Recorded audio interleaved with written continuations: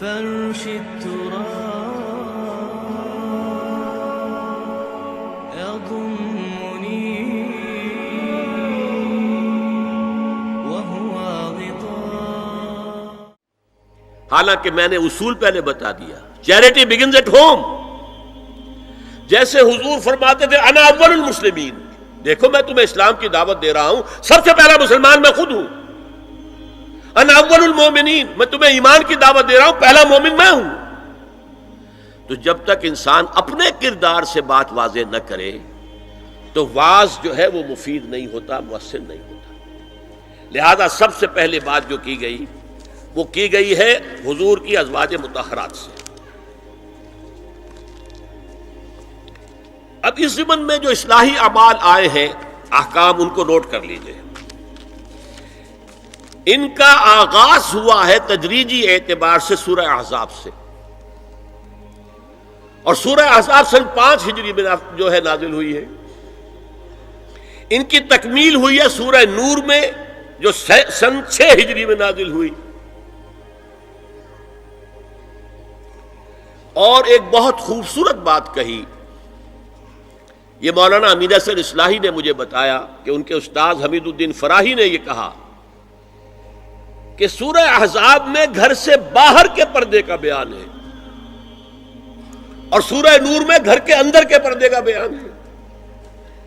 تو اصلاحی صاحب کہتے تھے کہ اس جملے نے میری آنکھیں کھول دی اور قرآن مجید روشن ہو گیا میرے سامنے. ورنہ اگر یہ بات سامنے نہ ہو تو آدمی اٹکتا ہے، جگہ جگہ پر اشکالات پیدا ہوتے ہیں. دیکھیے سورہ احزاب میں کیا کیا گیا. نمبر 1، پہلے خطاب ازواج مطہرات سے، بعد میں عام کر دیا گیا. نمبر 2، بتایا گیا کہ عورت کا اصل کردار کیا ہے، اس کی اصل جگہ کیا ہے، گھر. نمبر 3، استیزان کے حکم کا آغاز ہو گیا کہ گھروں میں اجازت لیے بغیر داخل نہ ہو. لیکن یہاں بھی صرف نبی کے گھر کی بات ہوئی ہے، عام نہیں. پھر محرموں کی ایک چھوٹی فہرست ہے جو سورہ احزاب میں آ گئی ہے، اور گھر سے باہر کے پردے کا حکم آ گیا ہے، یہ سورہ احزاب میں. سورہ نور میں استیزان اب عام کر دیا، کسی بھی گھر میں داخل مت ہو جب تک اذن نہ لے لو. یہ دیکھیے تدریج، پہلے حضور کے گھروں میں داخل نہ ہو، اب کسی بھی گھر میں داخل نہیں ہو سکتے بغیر استیزان کے. اور احادیث مبارکہ میں اتنی سختی آئی ہے، میں بعد میں آپ کو بتاؤں گا. دوسرے یہ کہ گھر کے اندر پردہ جو محرموں سے پردہ ہے، محرموں سے پردہ. محرم کون ہوتا ہے یہ سمجھ لیجئے. محرم وہ ہے جس سے کبھی بھی کسی شکل میں کسی حالت میں شادی نہ ہو سکے. اب ایک آدمی جو ہے اس کے گھر میں فرض کیجئے کہ ایک بہن ہے، تو اس بہن کی دوسری بہن سے وہ شادی نہیں کر سکتا. اگر وہ بیوی مر گئی تو کر سکتا ہے کہ نہیں؟ اس لیے وہ محرم نہیں ہے، نامحرم ہے. سالی نامحرم ہے. آپ کا بھائی ہے، اس کی بیوی ہے، بھابھی ہے آپ کی، آپ دیور ہیں، بھابھی سے شادی تو نہیں کر سکتے. لیکن اگر بھائی کا انتقال ہو جائے تو آپ شادی کر سکتے. تو شادی ہو سکتی ہے تو وہ محرم نہیں ہوا، وہ نامحرم ہے. محرم صرف وہی ہے جس سے کبھی کسی حال میں شادی کا امکان نہ ہو. اس کی ابتدائی فہرست جو ہے سورہ احزاب میں ہے، تفصیلی فہرست جو ہے وہ سورہ نور میں ہے. اب دیکھیے گھر کے اندر بیٹھنے سے متعلق کیا بات کہی گئی.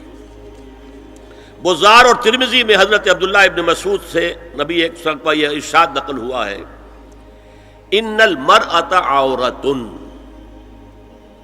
عورت چھپا کر رکھنے کی چیز ہے.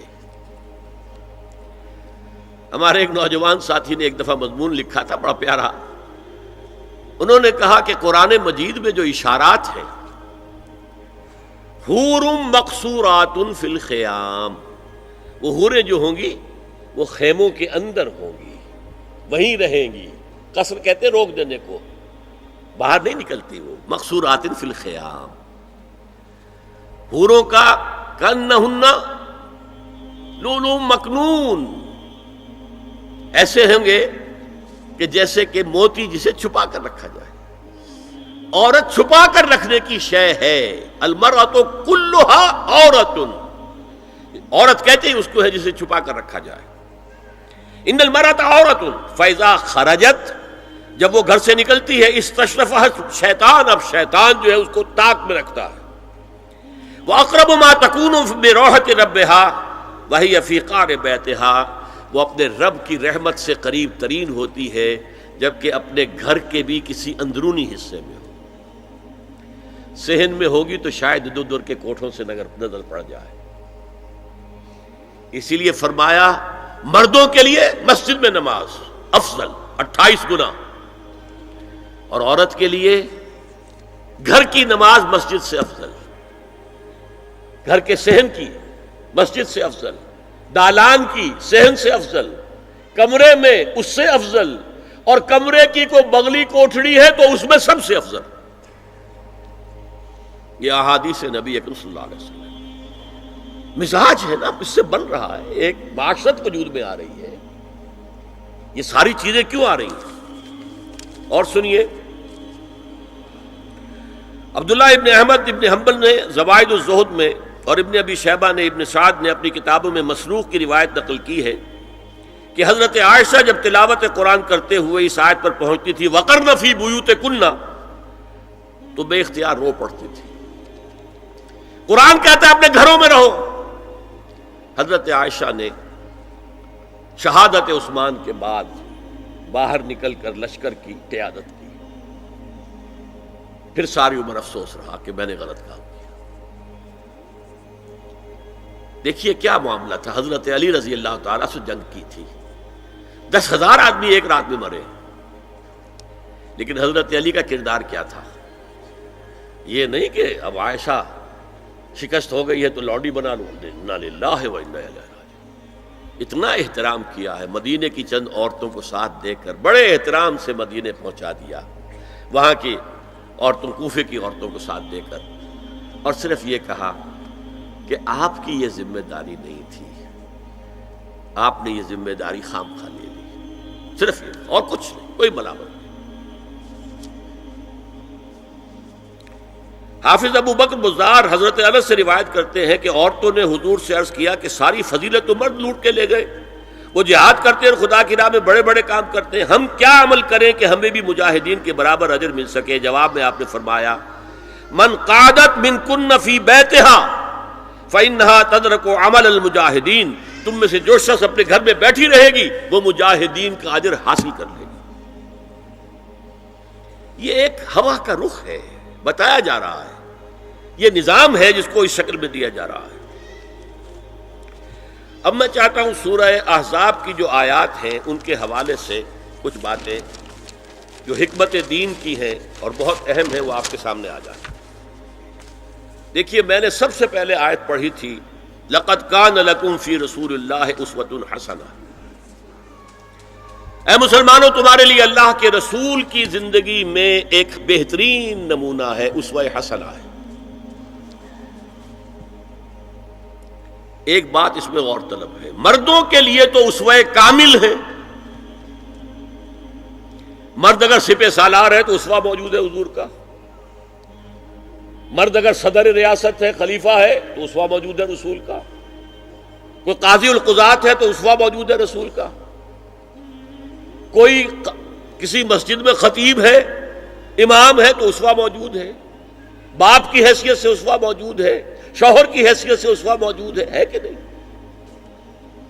مردوں کی کوئی حیثیت ایسی نہیں جس کے لیے اسوہ حضور کی زندگی میں نہ ہو. لیکن ایک خلا ہے، عورت کی نسوانی زندگی کے لیے تو حضور کی زندگی میں کوئی اسوہ نہیں ہو سکتا. حضور مرد ہے.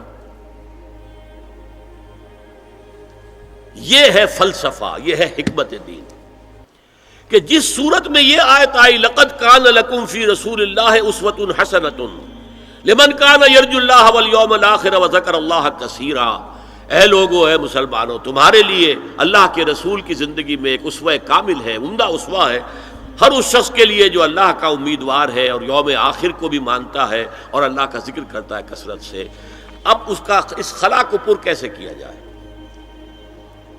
حضور کی ازواج کو بنایا گیا اسوہ خواتین کے لیے،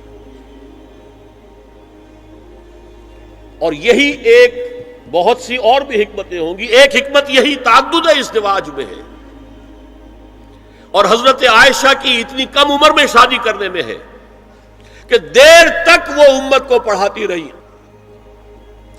شوہر اور بیوی کے درمیان خالص پرائیویٹ معاملات کے اندر بھی ہدایت دیتی رہی۔ آخر وہ بھی انسان کی ضرورت ہے کہ نہیں؟ آپ کو معلوم ہے ایک مرتبہ بعض صحابہ نے آ کر کہا، حضور یہ یہودی جو ہے ہم پر طنز کرتے ہیں کہ تمہارے نبی تمہیں بڑی چھوٹی چھوٹی باتوں کا حکم دیتے ہیں۔ آپ نے فرمایا کہ ہاں، ہمارے نبی نے تو ہمیں استنجا کرنا بھی سکھایا، بجائے کسی کمپلیکس کے انفیریورٹی کے سپیریورٹی کی بات کرو۔ استنجا ضروری شے نہیں ہے، گندگی سے نجات پانا ضروری شے نہیں ہے، طہارت ضروری شے نہیں ہے، ہمارے نبی نے تو استنجا کرنا بھی سکھایا۔ تو تعلق زن و شو کون بتائے گا؟ حضور بتائیں گے کسی کو؟ ازواج کو ضرورت ہوتی ہے، بڑا مسئلہ ہے، روزے میں کہاں تک جا سکتا ہے انسان؟ آخر کون بتائے گا؟ ازواج مطہرات نے بتایا۔ تو اسوہ بنانے کے لیے دیکھیے یہ آیات آئی ہیں، یہ 3 آیتیں سورہ احزاب کی یوں سمجھیے کہ نچوڑ ہے اس مسئلے میں۔ یا نساء النبی لستن کاحد من النساء، اے نبی کی بیویوں تم عام عورتوں کے مانند نہیں ہو۔ تو کیا وہ عورتیں نہیں تھیں؟ عورتیں تو تھیں۔ کیا ان کے احساسات عورتوں والے نہیں تھے؟ وہ تو تھے۔ کیا بات ہے؟ تم نبی کی بیویاں ہو، تمہیں اسوہ بننا ہے۔ ان اتقیتن فلا تخضعن بالقول، اگر تمہیں واقعی اللہ کا تقوی اور خوف ہے تو کسی اجنبی سے اگر بات کرنے کی ضرورت پیش آ جائے تو اپنی آواز میں لوچ مت پیدا کرو۔ فیطمع الذی فی قلبہ مرض، کہ جس شخص کے دل میں کوئی روگ ہے، گندگی ہے، وہ کوئی آس لگا بیٹھے کہ یہ جو مجھ سے گفتگو کر رہی ہیں، جس انداز میں کر رہی ہیں، جس لگاوٹ کے ساتھ کر رہی ہیں، تو کوئی نہ کوئی موقع ہے میرے لیے۔ انا للہ و انا الیہ راجعون، کرخت آواز میں بات کرو۔ وقلن قولا معروفا، اور معروف بات کہو، صرف اس سے آگے بڑھنے کی کوئی ضرورت نہیں۔ وقرن فی بیوتکن ولا تبرجن تبرج الجاہلیۃ الاولی، اور قرار پکڑو اپنے گھروں میں، وقار کے ساتھ رہو اپنے گھروں میں، تمہاری اصل جگہ گھر ہے، باہر نکلنا تمہارا کام نہیں ہے۔ ہاں ضرورت ہو سکتی ہے، اس کا بعد میں ذکر آ جائے گا، لیکن فلسفہ کیا ہے؟ عورت کی اصل جگہ اس کا گھر ہے۔ جو ڈیوٹیز کی تقسیم کر دی گئی ہے اللہ کی طرف سے، اس میں عورت کا اصل مقام اس کا گھر ہے۔ میں حدیث سنا چکا ہوں کہ جب گھر سے عورت نکلتی ہے تو شیطان طاقتا ہے اس کو، اور پھر ظاہر بات ہے کہ اس سے جو فتنے پیدا ہوتے ہیں وہ سب شیطان کے ذریعے سے ہوتے ہیں۔ وَلَا تَبَرَّجْنَ تَبَرُّجَ الْجَاهِلِيَّةِ الْأُولَىٰ، اور جو جاہلیت تھی، اسلام کے آنے سے پہلے کا جو دور تھا، اس میں جس طرح تم بند سمر کر اور لوگوں کی نگاہوں میں آنے کے لیے نکلتی تھی، اب وہ طریقہ اختیار نہ کرو۔ دیکھیے یہ بھی ایک بڑا نفسیاتی نکتہ ہے۔ مرد کے اندر قوت ہے، وہ اپنی قوت کا ظہور چاہتا ہے، کبھی جی چاہتا ہے دیوار کو کندھا دے مارے، راستہ چلتے کسی کو لگا کندھا، قوت ظہور چاہتا ہے۔ عورت کے پاس سب سے بڑا سرمایہ اس کا نسوانی حسن ہے، جسمانی طاقت تو نہیں ہے نا، اس کے اندر ایک ارج ہے کہ اپنے آپ کو ظاہر کرے۔ اس کا نام تبرج، بروج کہتے تھے ان برجیوں کو کہ جو فصیلوں کے اوپر ہوتی تھی، اور ظاہر بات ہے دور سے مسافر آ رہا تو پہلے تو برجی نظر آتی تھی نا، تو نگاہوں میں آنا، نگاہوں میں کھپنا، یہ تبرج ہے۔ تو تم جس طرح پہلے بناؤ سنگھار کر کے نکلا کرتی تھی، اور تبرج الجاہلیہ اب وہ چھوڑ دو۔ وَأَقِمْنَ الصَّلَاةَ وَآتِينَ الزَّكَاةَ، اور نماز قائم رکھو، زکوٰۃ ادا کرو، وَأَطِیعُوا اللَّهَ وَرَسُولَهُ، اور اللہ اور اس کے رسول کی اطاعت پر کاربند رہو۔ اب آئے الفاظ جو اہم ترین ہیں، انما یرید اللہ لیذھب عنکم الرجس اہل البیت ویطہرکم تطہیرا۔ اے نبی کے گھر والیو، اللہ یہ چاہتا ہے کہ تم سے ہر طرح کی برائی، ہر طرح کی ناپاکی کو دور کر دے اور تمہیں پاک کر دے۔ پاک کرنا کر، خوب خوب خوب خوب، تطہیرا، یطہرکم تطہیرا۔ کیوں؟ تمہیں نمونہ بننا ہے، تمہیں اسوہ بننا ہے۔ یہ الفاظ اصل میں آئے ہیں قرآن مجید میں ازواج مطہرات کے بارے میں۔ سارا جملہ چل رہا ہے یا نساء نبی سے۔ ہمارے کچھ دوستوں نے اسو کہا ہے کہ اہل بیت سے مراد حضرت علی، حضرت فاطمہ، حضرات حسنین ہیں۔ وہ بھی حضور نے فرمایا، میں نے ایک ٹی وی مذاکرے کے اندر بھی جب کچھ حضرات یہ کہہ رہے تھے کہ اہل بیت تو اصل میں وہ ہیں، میں نے کہا نہیں، اصل میں بیویاں ہیں لیکن وہ بھی اہل بیت ہیں۔ حضور نے ایک چادر میں جب سمیٹا سب کو، تو یہ بھی اللہم ہؤلاء اہل بیت، یہ بھی میرے اہل بیت ہیں۔ سلمان منا اہل البیت، سلمان بھی ہمارے اہل بیت میں سے، جو جتنا قریب ہوا۔ لیکن قرآن میں یہ لفظ آتا ہے صرف بیویوں کے لیے، ازواج کے لیے۔ حضرت ابراہیم کے پاس جب فرشتے آئے تھے حضرت اسحاق کی ولادت کی خبر دینے کے لیے، تو جب حضرت سارہ نے سنا تو وہ آئیں اپنے دوہتر مارتی ہوئی اپنے پیشانی پر، آلد وانا عجوز وہذا بالی شیخا، کیا میں جنوں گی اب جبکہ میں بوڑھی پھونس ہو گئی ہوں اور میرا یہ شوہر جو ہے یہ بھی بوڑھا پھونس ہے۔ 100 برس کی عمر تھی حضرت ابراہیم علیہ السلام کی، اور کتنی ہوگی اس کے آس پاس ہی ہوگی، 90-95 حضرت سارہ ہوگی۔ اس کو فرشتوں نے کہا تھا کہ کیا آپ اللہ کی رحمت سے مایوس ہو گئی؟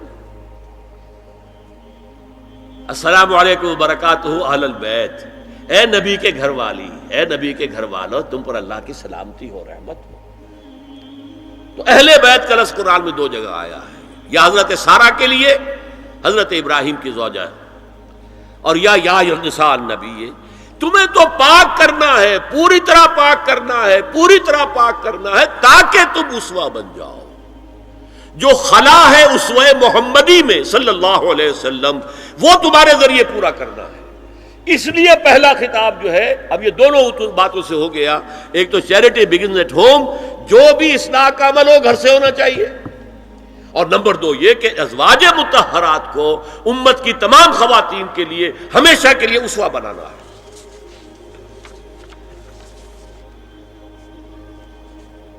اسی طریقے سے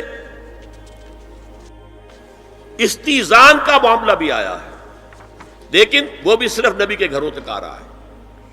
یا ایھا الذین آمنوا لا تدخلوا بیوت النبی حتی یؤذن لکم، اہل ایمان نبی کے گھروں میں داخل نہ ہوا کرو جب تک کہ اذن نہ دیا جائے۔ یہ پرائیویسی، گھر کی پرائیویسی، اس پر میں تفصیل سے بعد میں بات کروں گا، چونکہ تفصیل اس کی آئی ہے سورہ نور میں۔ میں نے عرض کیا نا، ان احکام کا آغاز ہوا، جیسے شراب کی حرمت، آغاز سورہ بقرہ، پھر سورہ نساء، پھر سورہ مائدہ۔ اسی طرح اس کا اختتام جو ہوا ہے وہ سورہ نور میں ہے۔ تو مت داخل ہوا کرو، اور اس کے بعد فرمایا وَإِذَا سَأَلْتُمُوهُنَّ مَتَاعًا فَاسْأَلُوهُنَّ مِنْ وَرَاءِ حِجَابٍ، اور دیکھو اگر نبی کی بیویوں سے کوئی چیز مانگنی ہو تو پردے کی اوٹ سے مانگو۔ یہ حجاب کا لفظ آیا ہے، جس کو کہا جاتا ہے کہ حجاب کا کوئی حکم قرآن میں ہے ہی نہیں۔ پہلے وہاں کے گھر کھلے ہوتے تھے، دروازوں پر کوئی پردہ وردہ نہیں ہوتا تھا، اور گھر کوئی کنالوں کے اور ایکڑوں کے تو نہیں ہوتے تھے، چھوٹے چھوٹے گھر۔ لیکن یہاں پر فرما دیا گیا پردے، اس کے بعد سے جب سے یہ آیت اتری گھروں کے اوپر پردے ڈال دیے گئے۔ اب ظاہر بات ہے کہ اس میں چہرے کا پردہ ہی ہوا نا، چہرے کا پردہ ہے حجاب، اسی کو حضرت عائشہ نے آیت الحجاب قرار دیا ہے۔ اور پھر دیکھیے جو ریئلزم ہے، ریئلزم میں نے کہا تھا نا کہ اللہ نے بھی فرمایا کہ سب سے زیادہ محبت انسان میں عورت کی ہے، حب زین للناس حب الشہوات من النساء، اور پھر اس کے بعد لمبی فہرست۔ حضور نے فرمایا حبب الی النساء والطیب، یہاں بھی فرمایا گیا ذالکم اطہر لقلوبکم وقلوبہن، یہ زیادہ پاکیزہ بات ہوگی تمہارے دلوں کے لیے بھی اور ان کے دلوں کے لیے بھی۔ اگر نبی کی بیوی بے حجاب تمہارے سامنے آ جائے گی تو وہ نبی کی بیوی ہے اور ازواج مطہرات ہونے کی حیثیت سے تمہاری ماں بھی ہے، لیکن ایک عورت بھی تو ہے، اور تم چاہے صحابی ہو کچھ بھی ہو، تم مرد بھی تو ہو۔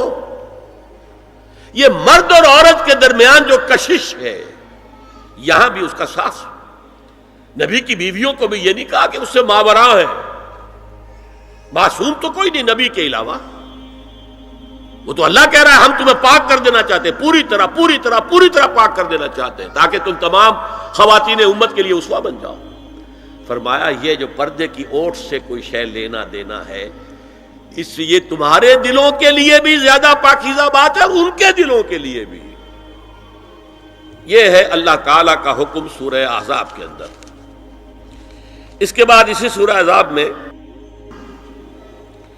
اس سے جو مستثنا ہے، گھروں میں اذن لیے بغیر بھی داخل ہو سکے، جن کے سامنے ازواج مطہرات اپنے کھلے چہرے کے ساتھ آ سکتی تھی، ان کی ایک فہرست دی گئی۔ یہ مختصر فہرست ہے۔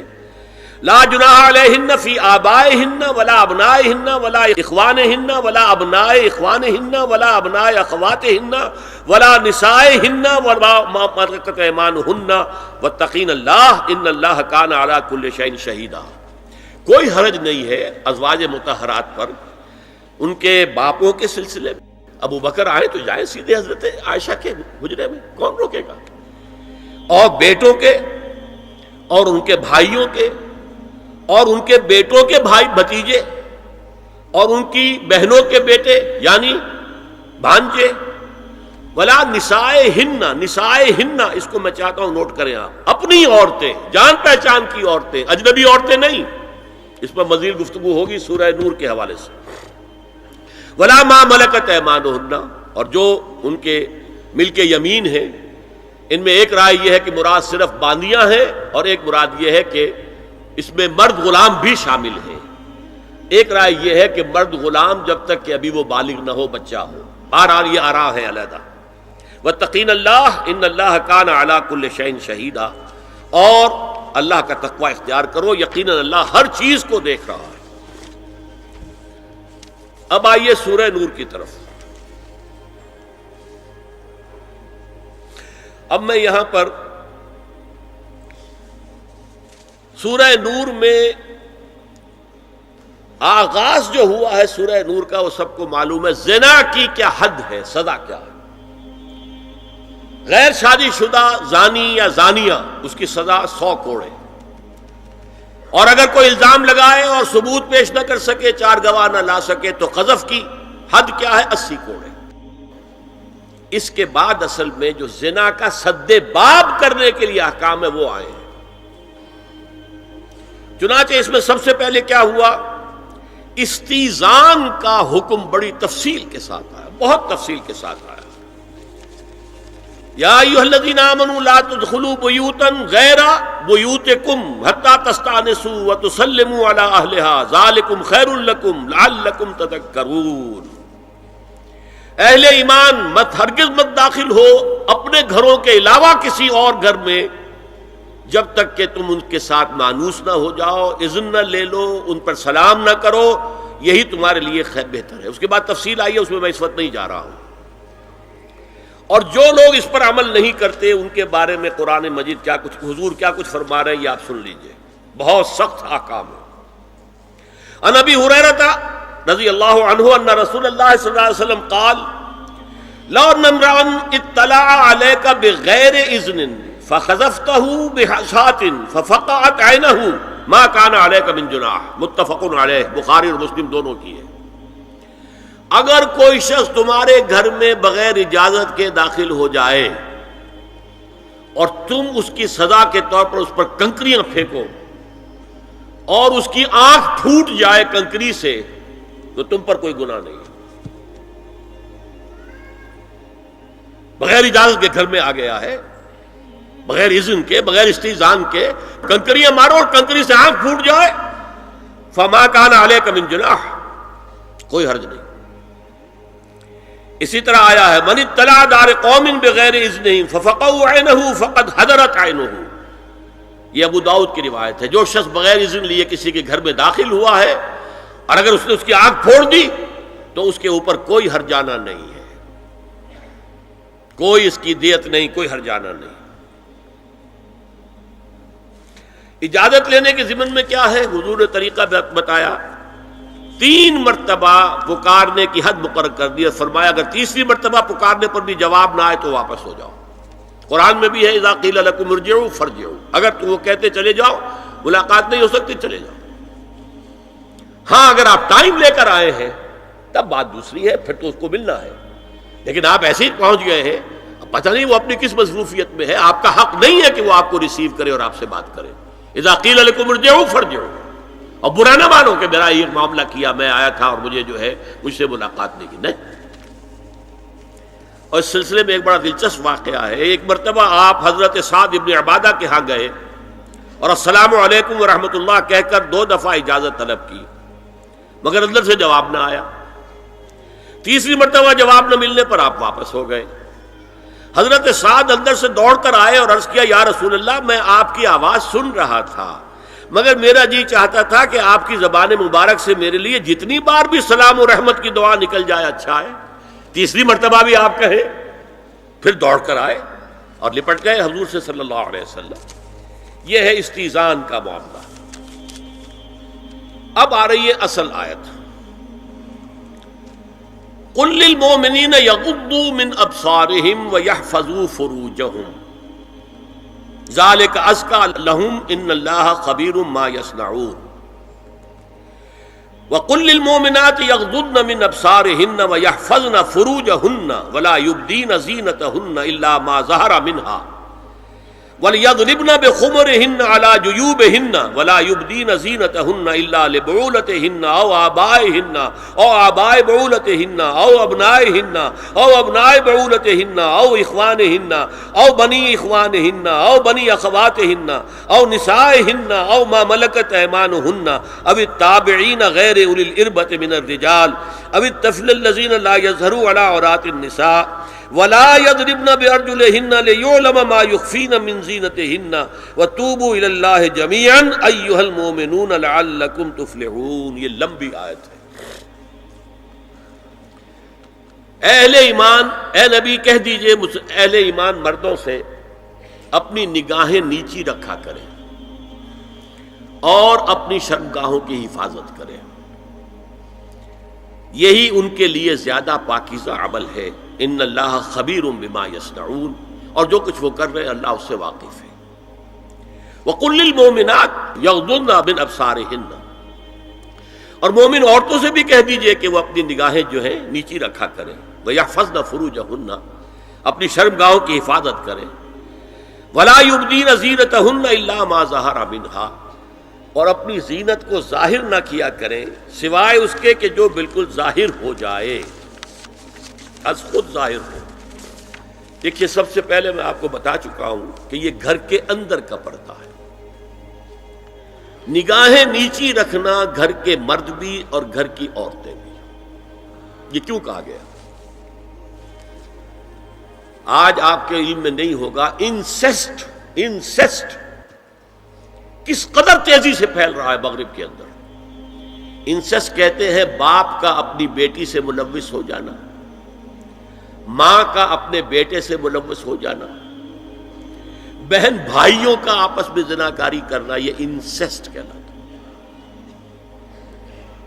اس وقت امریکہ میں سب سے زیادہ جو پریکٹس ہے وہ سائیکیٹرسٹ کی ہے، بڑی فیسیں ہیں، بڑی دوائیں ہیں، جو فارماسیوٹیکل انڈسٹری ہے اس میں بھی سب سے زیادہ فلرشنگ وہ دوائیں ہیں کہ جو ذہنی امراض کی ہیں۔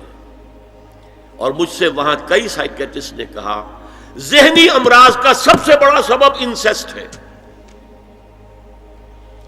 بیٹی سے زنا کیا ہے باپ نے، بیٹی کے دل پر جو داغ لگ گیا ہے اس کا دماغی توازن ٹھیک نہیں رہتا۔ بہن سے زنا کیا بھائی نے، اور یہ نہ سمجھیے کہ آپ کے ہاں نہیں ہو رہا، یہ وبا آ چکی ہے۔ کہیں آپ نے اخبار میں پڑھا ہوگا بیٹی نے جا کر تھانے میں خبر دی کہ باپ نے میرے ساتھ یہ حرکت کی. یہ ساری چیزیں آج ہو رہی ہیں ہمارے یہاں. اس لیے کہ جب زنا کے جو دواعی ہیں، داعیات ہیں، جو زنا کی ترغیب ہے وہ پھیلی ہوئی ہوگی، عام ہوگی، تو راستے نکالے گا. گھروں میں مرد بھی اپنی نگاہیں نیچی رکھیں. کیا مطلب؟ باپ بھی اپنی بیٹی کو گھور کر نہ دیکھے. بیٹی بیٹی ہے، لڑکی ہے. جوان بھائی بھی اپنی جوان بہن کو گھور کر نہ دیکھا. نگاہیں نیچی رکھو. یہ نگاہیں نیچی رکھنا بازار میں چلتے ہوئے نہیں ہے. وہ تو سوسائڈ ہو جائے گی، موت آ جائے گی. کوئی گاڑی آپ کو روک دے گی. یہ گھر کے اندر ہے. اور اس لیے ہے کہ بہرحال باپ مرد ہے، بیٹی عورت ہے. میں نے آپ کو فرائیڈ کی بات بتا دی ہے.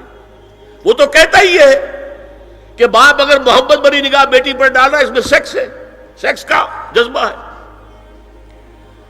اگر ماں بیٹے پر محبت بھری نگاہ ڈال رہی ہے تو سیکس ہے. ایڈیپس کمپلیکس مشہور ہے اس کا. لیکن اپنی جگہ یہ ہے کہ باپ مرد ہے، بیٹی عورت ہے. بھائی مرد ہے، بہن عورت ہے. لہذا گھروں کے اندر بھی اپنی نگاہوں کو نیچا رکھو. میں آپ کو قول سنا چکا ہوں مولانا فراہی کا. اصلاحی صاحب نے کہا، جب مولانا فراہی نے مجھ سے یہ کہا کہ اصل میں سورہ احزاب میں گھر کے باہر کا پردہ ہے اور سورہ نور میں گھر کے اندر کا پردہ ہے، تو کہتے میری آنکھیں کھل گئیں اور چابی مل گئی، کلید مل گئی ان آیات کو سمجھنے کی، ان کی اصل پس منظر کو، حقیقت کو جاننے کا راستہ کھل گیا. تو یہ جو ہے غض بصر، یہ باہر کے لیے نہیں ہے، یہ گھر کے اندر کے لیے ہے. بیٹی کا آخر جوان ہو رہی ہے، اس کے سینے کے اوپر کچھ غبار آ رہا ہے، اس کو گھور کر مت دیکھو، مت دیکھو، نگاہیں نیچی کرو. قل للمؤمنین یغضوا من ابصارهم ویحفظوا فروجهم ذلک ازکی لهم ان اللہ خبیر بما یصنعون. نوٹ کر لیجئے کہ یہ کہاں ہو رہا ہے؟ گھر میں داخلے کے بعد. گھر میں داخلہ اجازت سے، اور داخلہ ہوگا صرف محرموں کا. گھر کے اندر جو ہے وہ نامحرم تو نہیں آئے گا. یہ میں آگے بیان کر رہا ہوں. وَقُلْ لِلْمُؤْمِنَاتِ يَغْضُضْنَ مِنْ أَبْصَارِهِنَّ وَيَحْفَظْنَ مِنْ فُرُوجِهِنَّ. اور کہہ دیجئے مومن عورتوں سے بھی کہ وہ بھی اپنی نگاہیں جھکا کر رکھیں اور اپنی شرمگاہوں کی حفاظت کریں. وَلَا يُبْدِينَ زِينَتَهُنَّ إِلَّا مَا ظَهَرَ مِنْهَا. اس ٹکڑے پر بڑا قیل و قال ہے جدید مفکرین اور جدید دانشوروں نے کہ وہ اپنی زینت ظاہر نہ کرے سوائے اس کے جو خود ظاہر ہو جائے. وہ کہتے ہیں اس میں چہرہ بھی شامل ہے، اور جب چہرہ شامل ہے تو اس کا مطلب چہرے کا پردہ نہیں ہے. لا حول ولا قوت الا باللہ. آپ کو بہت سے حضرات نے وہ پڑھی ہوگی بحث جو جنگ میں ہو گئی تھی. ایک صاحب وہ انسٹیٹیوٹ آف پالیسی اسٹڈیز اس کے اسکالر ہیں، ریسرچ کا، انہوں نے لکھ دیا کہ الا ما ظہر منہا میں چہرہ ظاہر ہے، شامل ہے، لہذا پردہ نہیں ہے. اور ارشاد احمد حقانی صاحب نے بھی زوردار اس کے اوپر جو ہے وہ تائید لکھ دی، اور گویا کہ کہا کہ اب تو مسئلہ ہی طے ہو گیا. جب ایک ریسرچ اسکالر کہہ رہا ہے تو یہ مولوی ملاٹے جو کہتے پڑھتے ہیں کہ یہ عورت کا جو چہرے کا پردہ ہے، یہ تو بات ختم ہو گئی. The matter is clutched. میں نے صرف ایک جواب دیا کہ اس شخص نے جو بڑا ریسرچ اسکالر تھا، پہلے یہ لکھا ہے کہ سورہ نور کی ان آیات میں سطر کے احکام آ رہے ہیں، تو پھر یہاں پردے کا چہرے کا معاملہ کیا ہو؟ سطر میں تو پردہ چہرہ شامل نہیں ہے. محرموں سے پردہ کیا ہے؟ محرموں سے، اس کا نام سطر ہے. عورت کا پورا جسم سطر ہے سوائے چہرے کی ٹکیا اور یہ ہاتھ اور یہ پاؤں، بس. کیا مطلب ہے؟ بھائی بھی نہیں دیکھ سکتا بہن کے جسم کا کوئی اور حصہ، باپ بھی نہیں دیکھ سکتا بیٹی کے جسم کا کوئی حصہ. یہ سطر ہے. سطر محرموں سے پردہ ہے. اس سے آگے صرف شوہر یا حسب ضرورت طبیب، سرجن، بس. یہ محرموں کا پردہ. گھر میں عورت رہے گی تو سطر کے ساتھ رہے گی. محرم آئیں گے، چچا اس کا محرم ہے، آئے گا. لیکن وہ بھی تو مرد ہے نا، چہرہ تو نہیں ڈھانپے گی اس لیے کہ محرم ہے، لیکن باقی جسم ستر، عورت کا پورا جسم ستر ہے سوائے چہرے کی ٹکیا، بال بھی ستر میں شامل ہے۔ سر پر وہ سکارف جو آج کل بنا ہوا ہے بہت بڑا مسئلہ، انہوں نے چہرے کو نکال دیا، صرف سکارف سمجھا ہوا پر حجاب کہتے ہیں، حالانکہ وہ حجاب پورا تو نہ ہوا، وہ صرف ایک حصہ ہے، لیکن ایک حصہ صحیح ہے، سر کے بال جو ہے وہ چھپے ہونے چاہیے، یہ ستر میں شامل ہے۔ چہرے کی ٹکیا ہے جو ستر سے باہر ہے، ہاتھ ہے پونچوں سے باہر، اور پیر ہے ٹخنوں سے نیچے، بس اللہ اللہ خیر سے۔ تو فرمایا ما ظہر منہا من زینتہن میں الا ما ظہر منہا میں کیا کیا چیزیں آ سکتی ہیں؟ دیکھیے، اگر عورت پوری کی پوری برقعے کے اندر ملبوس ہے، چہرے پر بھی نقاب ہے، آنکھوں کے آگے بھی یا جالی ہے یا کوئی چشمہ ہے، تو پھر بھی اس کے حسن کا ایک حصہ وہ ہے جو ظاہر ہے۔ اگر طویل القامت ہے، قد و قامت، یہ حسن کا حصہ ہے کہ نہیں؟ وہ کہاں چھپائے گی؟ اور غالب نے جو شعر کہا ہے، تیرے سرو قامت سے ایک قد آدم قیامت کے فتنے کو کم دیکھتے ہیں۔ سرو قد عورت، اسی طرح جسم سے ڈول ہے، اکیرا بدن ہے، یہ تو نہیں چھپے گا۔ عورت موٹی ہے، کیسی ہے، جسم جو غیر متناسب ہے، یہ تو نہیں چھپے گا۔ متناسب ہے اعضاء، قداور ہے، اکیرا بدن ہے، یہ ہے وہ چیزیں کہ جو حجاب کے سلسلے میں ما ظہر منہا، یہاں ہو رہا ہے کہ جو ستر کے سلسلے میں ہے ما ظہر منہا، زینت کا، اور وہ چہرہ ہے۔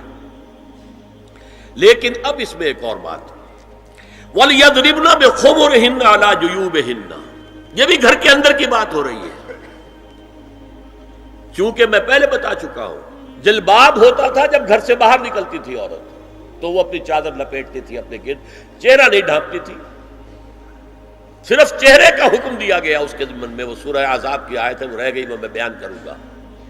اور خمار اوڑھنی ہوتی تھی جو گھر میں اوڑھتی تھی، گھر میں ظاہر بات ہے کہ جلباب تو نہیں لیا جا سکتا، آخر گھر کا کام کاج کرنا ہے، ہلکی سی اوڑھنی تو وہ گھر میں، لیکن فرمایا وَلْيَضْرِبْنَ بِخُمُرِهِنَّ عَلَى جُيُوبِهِنَّ، اور انہیں چاہیے کہ اپنی اوڑھیوں کے، بکل اوڑھنیوں کے اپنے سینوں کے اوپر، گریبانوں کے اوپر بھی مار لیا کریں، تاکہ یہ سینے کے جو ابھار ہیں ان کو ایک ایڈیشنل کور مل جائے۔ دیکھیے ستر کا تقاضے کیا ہے، گن لیجئے، لباس نبیذ ہونا چاہیے، باریک نہیں۔ حضور نے فرمایا اللہ کی لعنت ہو ان پر جو لباس پہن کے بھی ننگی ہوتی ہے۔ باریک اتنا لباس ہے یا چست اتنا لباس ہے، ڈھیلا ڈھالا ہونا چاہیے، نبیذ ہونا چاہیے۔ لباس کے اندر یہ دو حصے جو ہیں وہ لازم ہیں۔ اور پھر سینے پر، اب ظاہر بات ہے کرتا پہنا ہوا ہے، ڈھیلا ڈھالا ہے، پھر بھی یہ سینے کے ابھار تو ظاہر ہو جائیں گے۔ ان پر ایک اضافی اوڑھنی سر پر سے لے کر اور اپنے اس گریبان کے اوپر بکل مار لینا، تاکہ یہ جو نسوانی حسن کا دوسرا مظہر ہے، پہلا چہرہ سب سے بڑا چہرہ۔ اب جو لوگ کہتے چہرے کا پردہ نہیں ہے، تو خدا کے بندو پھر پردے کی ضرورت کیا ہے؟ نسوانی حسن اگر اس میں اٹریکشن ہے، وہ کہاں ہوتا ہے سب سے بڑھ کر؟ مظہر اول کون سا ہے نسوانی حسن کا؟ چہرہ ہی تو ہے۔ اب میں ذرا شرم کے ساتھ کہہ رہا ہوں، لیکن یہ اپنی شاعری کے کچھ الفاظ آپ کو سنا رہا ہوں۔ یہ لب لعلین کہاں ہوتے ہیں؟ چہرے پر ہوتے ہیں یا کہیں اور ہوتے ہیں؟ یہ عارض گلگوں یہ کہاں ہوتے ہیں؟ چہرے پر ہوتے ہیں یا کمر میں لگے ہوتے ہیں؟ یہ چاہے زقن، تھوڑی میں اگر کچھ کھڈا پڑا ہوا ہو، چاہے زقن، یہ تعریفیں جو شاعری میں ہوتی ہیں، یہ کہاں ہوتا ہے؟ یہ مژگاں کے تیر یہ کہاں ہوتے ہیں؟ یہ نرگسی آنکھیں یہ کہاں ہوتی ہیں؟ اور ستواں ناک یہ کہاں ہوتی ہے؟ چہرہ ہی تو ہے نا، سب سے بڑی اٹریکشن تو چہرہ ہے، اسی کو نہ چھپایا تو پھر اور کیا چھپایا؟ ہاں دوسری چیز چھاتی کے ابھار بہت اٹریکٹیو ہوتے ہیں انسان کے لیے. اس کے لیے یہ ہے کہ وَلْيَضْرِبْنَ بِخُمُرِهِنَّ عَلَى جُيُوبِهِنَّ، کرتا بھی دبیز کپڑے کا ہو، کرتا جو ہے ڈھیلا ڈھالا بھی ہو، شلوار اور دبیز تر کپڑے کی ہو، ڈھیلی ڈھالی ہو، اور اوڑھنی کا بکل جو ہے اپنے سینے پر مار لیا جائے. اب اس کے بعد فرمایا وَلَا يُبْدِينَ زِينَتَهُنَّ إِلَّا لِبُعُولَتِهِنَّ. اب یہاں یہ زینت کا لفظ آ رہا ہے چہرے کے لیے، اور چہرے ہی میں کچھ سنگھار بھی ہوتا ہے. کوئی سرما لگایا ہوا ہے، فرض کیجئے کسی اور طرح کا کوئی زیور پہنا ہوا ہے، گلے میں پڑا ہے، کانوں میں بندے ہیں وغیرہ وغیرہ. یہ زینت چہرہ اور اس کے ساتھ کوئی بناؤ سنگھار کا معاملہ، جس کی کہ حضور صلی اللہ علیہ وسلم نے تلقین کی ہے. عورت کو گھر میں بن سنور کر رہنا چاہیے، شوہر کے لیے ایٹریکٹیو رہنا چاہیے. خاص طور پر شوہر جب آنے والا ہے شام کو دفتر سے، اس وقت عورت جو ہے بن سنور کر رہے ہیں. اس لیے کہ اصل مقصد کیا ہے؟ جتنی بھی انسان میں سیکشول انرجی ہے وہ مرکوز رہے شوہر اور بیوی کے درمیان. یہ فلسفہ ہے.